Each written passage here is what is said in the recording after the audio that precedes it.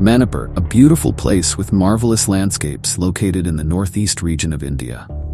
The history of Manipur has always been a tale of the dark with chaos, violence, and insurgencies that date back to the 1950s, right after India broke away from the British colonial rule.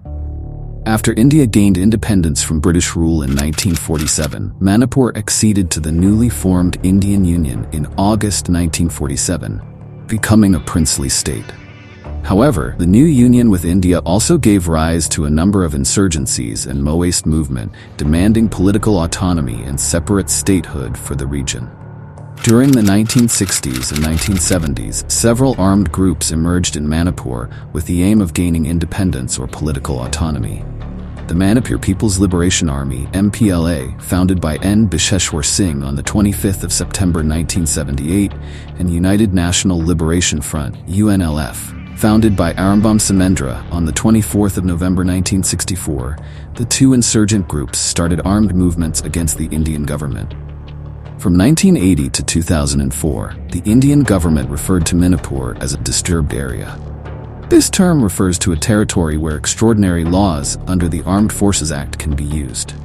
The laws allow the military to treat private and public spaces in the same manner, detain individuals for up to 24 hours with unlimited renewals, perform warrantless searches, and to shoot and kill individuals who break laws, carry weapons, or gather in groups larger than 4.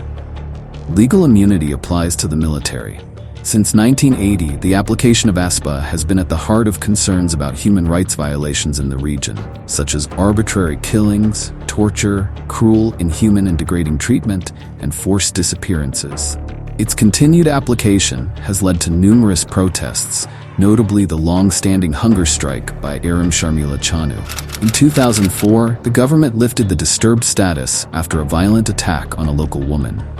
The rape of a Manipuri woman, Thangjam Manorama Devi, by members of the Assam Rifles paramilitary had led to wide protests, including a nude protest by the Mayra Paibi Women's Association. But the war against the government is not the only reason that have made Manipur the epicenter of chaos. Communal and ethnic tensions have played a major role on why the state has always been disturbed and uncertain in terms of development and standard of living. Manipur have a history of ethnic rivalries, dating back to before the country became independent in 1947. See, Manipur is a hotspot of people belonging from different backgrounds with different cultures. The Meitei people represent around 53% of the population of Manipur state, followed by various Naga tribes at 20% and Kuki-Zo tribes at 16%.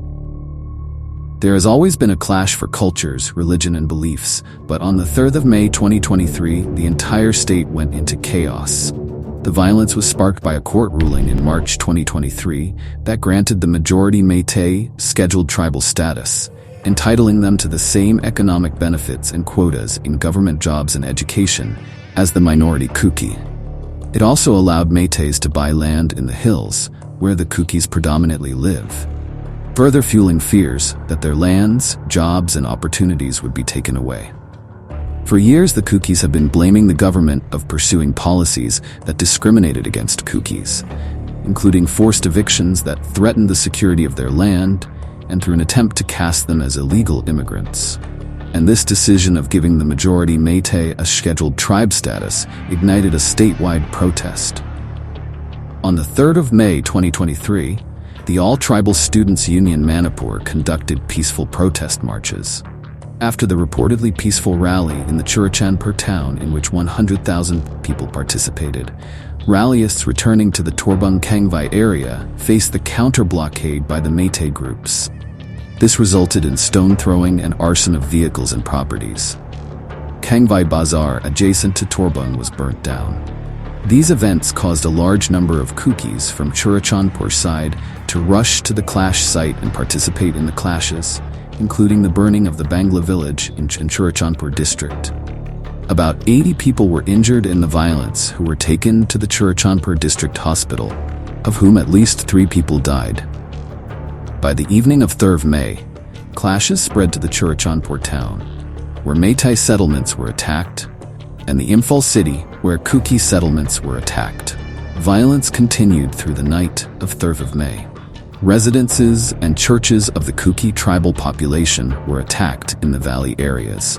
According to the police, many houses of the tribal population in Imphal were attacked, and 500 occupants were displaced and had to take shelter in Lamthelpat.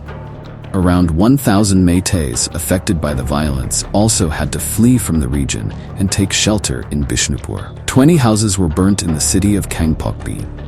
Violence was observed in Churachandpur, Kakching, Kanchipur, Soibam Laikai, Tengnupal, Langol, Kangpokpi and More, while mostly being concentrated in the Imphal Valley, during which several houses, places of worship and other properties were burnt and destroyed.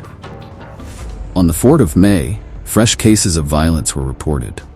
The police force had to fire several rounds of tear gas shells to control the rioters. Kuki MLA Vunsjagin Valte, who is the representative of the tribal headquarters of Churachandpur, was attacked during the riots while he was returning from the state secretariat.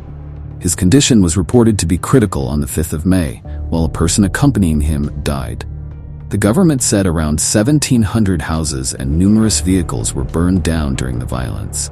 Following this, a curfew was imposed across 8 districts, including non-tribal dominated Imphal West, Kaching, Thubal, Jiribam, and Bishnupur districts, as well as tribal-dominated Churachandpur, Kangpokpi, and Tengnupal districts.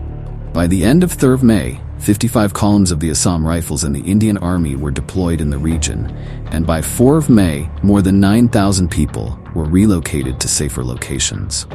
The Manipur government issued a shoot-at-sight order on the 4th of May.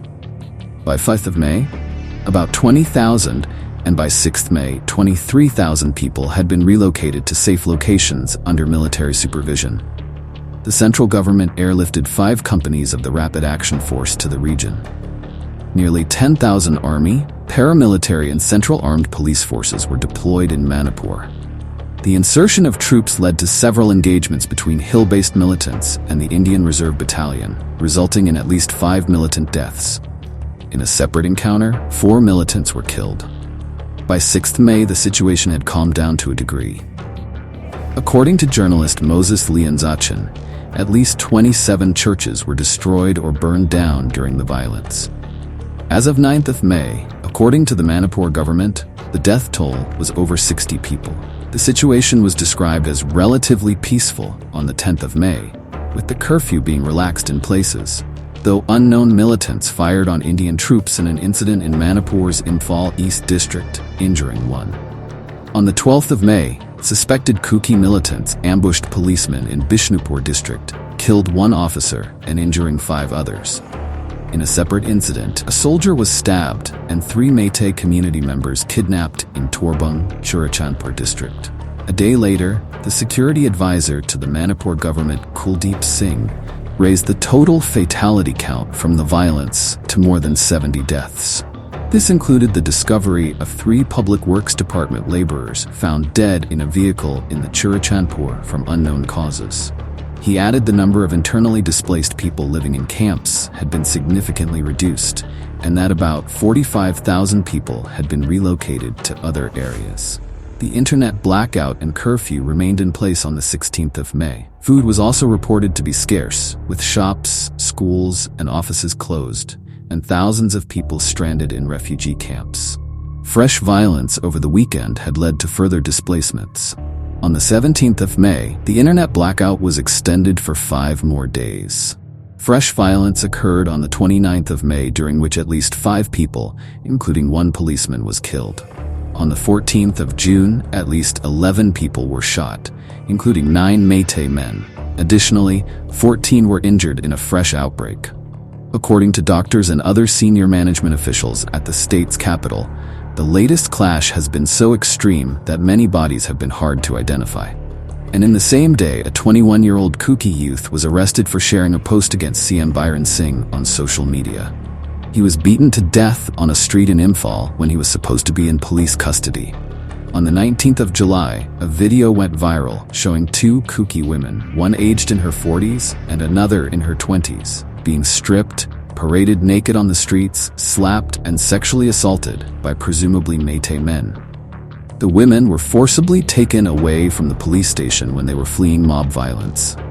The younger victim was allegedly gang-raped, and one of the victim's father and teenage brother were killed by the mob while trying to protect the victim.